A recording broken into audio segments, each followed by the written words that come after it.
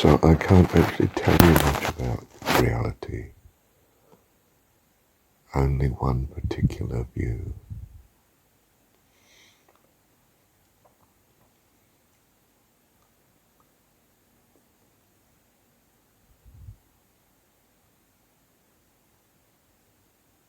And that particular view is that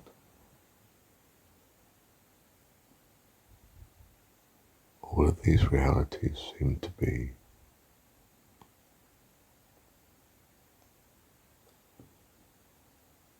choices of reality.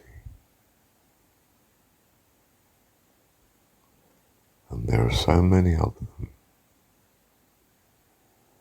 infinite number.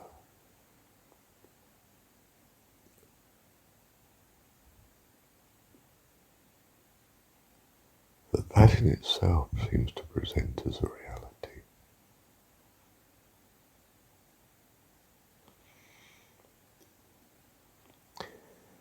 There is an incredible ingredient in it of the choice and the transitory and the dream nature of all that we're experiencing.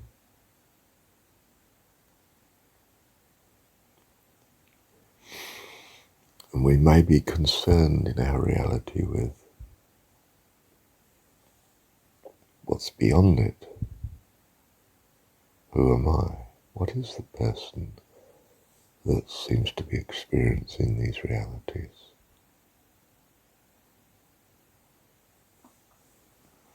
And our reality may be to choose to perceive it and understand it as God beyond.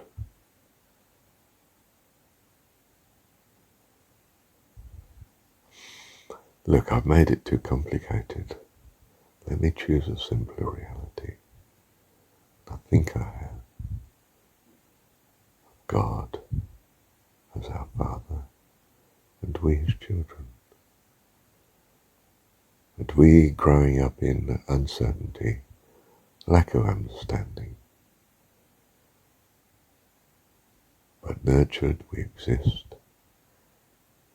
Our family life is what it is, and His care is what it seems to be to us.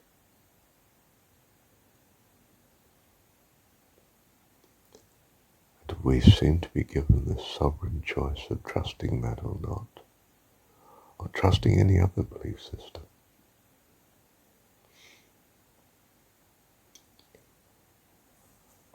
And presumably we want to trust and choose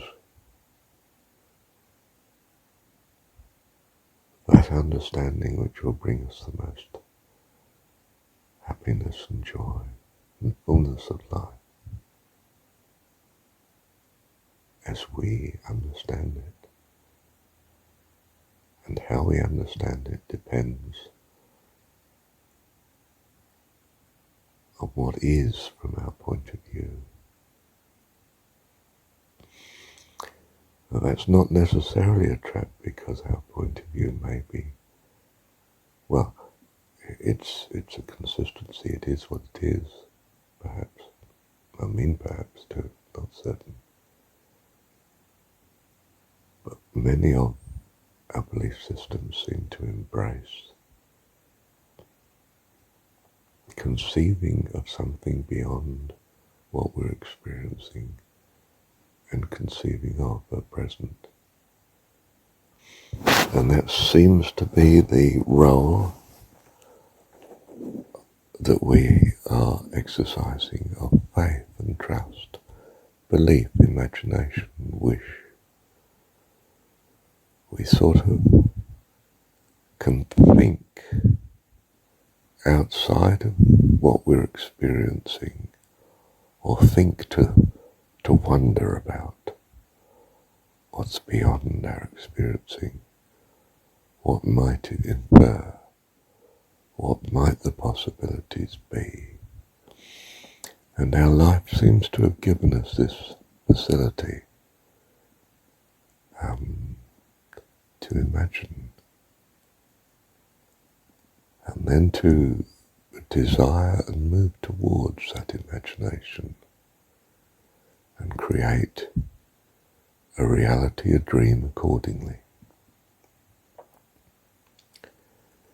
That this is the true sovereignty of freedom of will that, we might be hankering after in any one of these belief systems. Or we may have crushed it in our belief system, crushed it with an authoritarian obedience, acceptance, conformity, reality. And that doesn't necessarily seem objectionable to us because we may find in it a great solace, a great comfort of security and safety, which we may value highly and see the freedom of the individual as just so dangerous that we'll embrace evil that will just destroy ourselves. Each belief system, each reality that you can choose seems to be even who you are, as is the shrine, so is the worshipper. He is that enshrined view, that reality. Wow.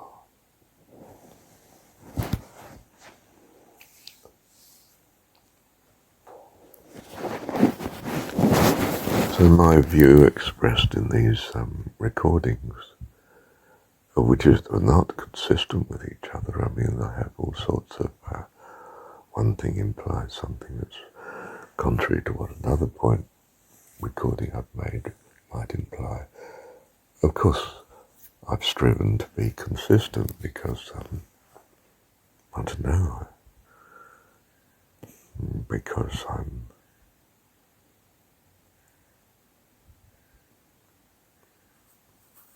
I value consistency, presumably, for whatever reason, whatever my circumstances brought me to value consistency in that way. I see myself as a master of logic, don't I? I'm not too able a one, really. From afar the master looks very capable, but the master himself doesn't quite see himself as that capable. He longs for,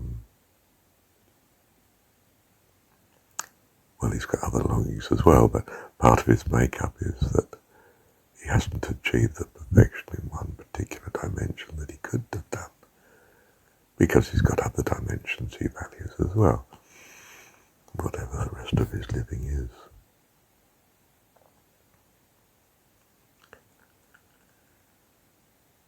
So it seems that my perception is that we have a choice of realities, even within what seems to be a fairly set framework, which we would call the material world and the creation and the universe and this period of time and these dimensions. But even within this, we seem to have an extraordinary choice of cultural realities, religious realities that we can be truly living in. They're not consistent with each other. Some are partially consistent. There's commonalities. The obvious one is the framework in which they're in. They all seem to be something to do with this planet that we're loosely calling Earth and how we see it. But even how we see it is changing. Like the scientist who now sees matter as not solid, dead material at all, but this whirling complex of astonishing, minute forces and energies that make up a fantastic system of physics, atomic physics, and deeper. See, they too are embracing another reality of thought. And down the line, this might fade into not so much energy as conceptions of thought. You know, we've got subatomic theory, and we may have in the future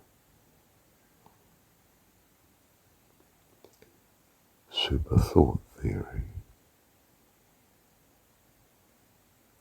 conception theory, value theory. Perhaps I've attempted to go down in a tiny way that sort of thing.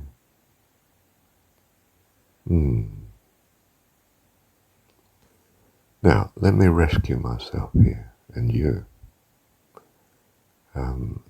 This seems so foreign and unhuman. It's lacking the emphasis on personhood and the great security and joy that we find in those concepts of who we are and those around us. So I'm coming back to that because I don't find too much joy in this supposed understanding of the complex of realities.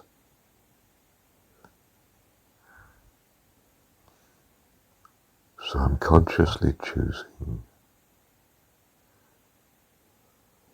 a reality that's as feasible as any other, perhaps as transitory as any other.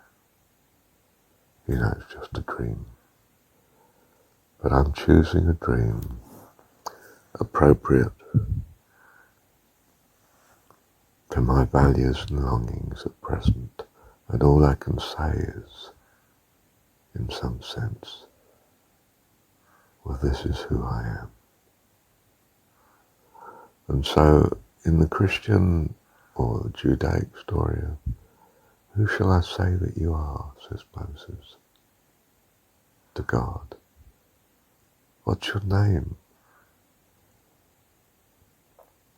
And he says, I am what I am.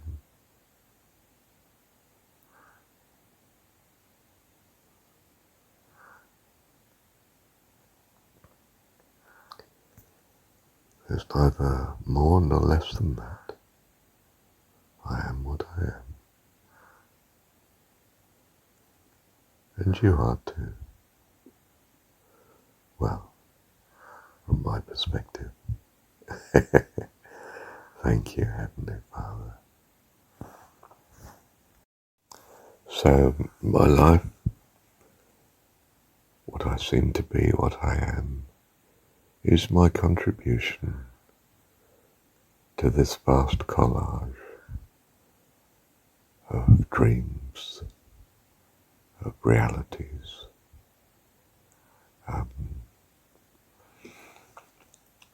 From your perspective, from your point of view, there may be better, and I'm sure you will therefore choose it. And you, by such, will be giving, in my understanding, you will be giving who you are to the reality of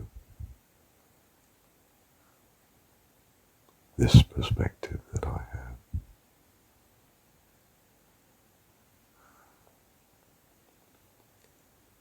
Do you see there are, in my perspective, an infinite number of universes to choose from, of realities.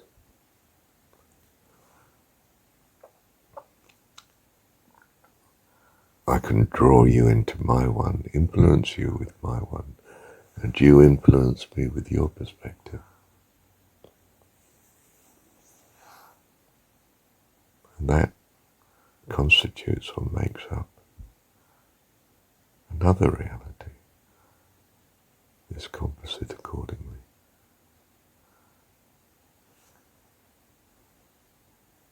Wow.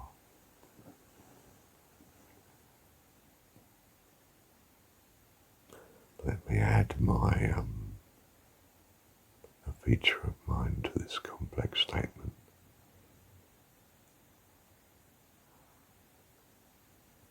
That I have God in my perspective,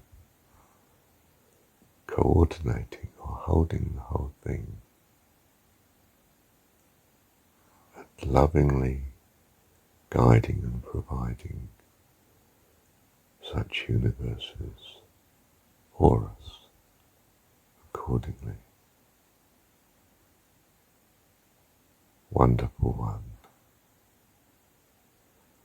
May we somehow incorporate into our reality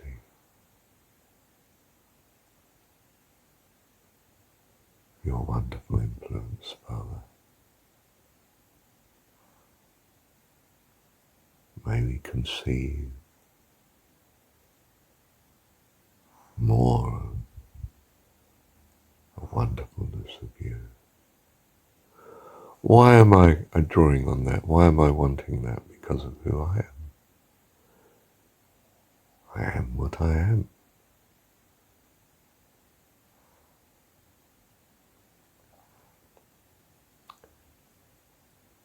Child of God. I've chosen, I am the desire to believe in such.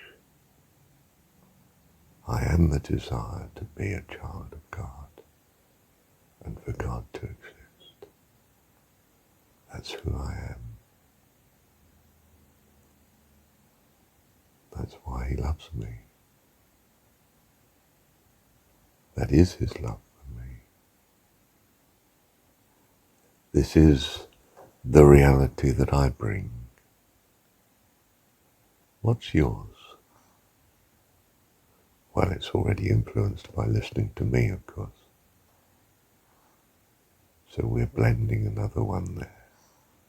Another reality. Your reality. From my perspective, may your reality be filled with joy and peace and love and life eternal and the presence of our most wonderful God, our Heavenly Father.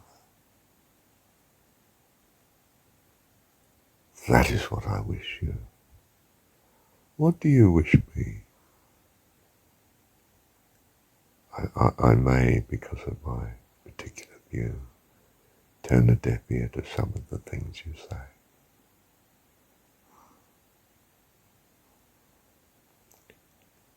But it doesn't stop, of course, my desire to be who I am, to bless you. And in that desire is a belief, a trust, that in some sense you have that feature too, that you're longing to bless and rescue me, just as I long to bless and rescue you. And I was going to say, may the best person win, best man win, but and I suppose that is what I feel. May we be such a blessing to each other and love each other.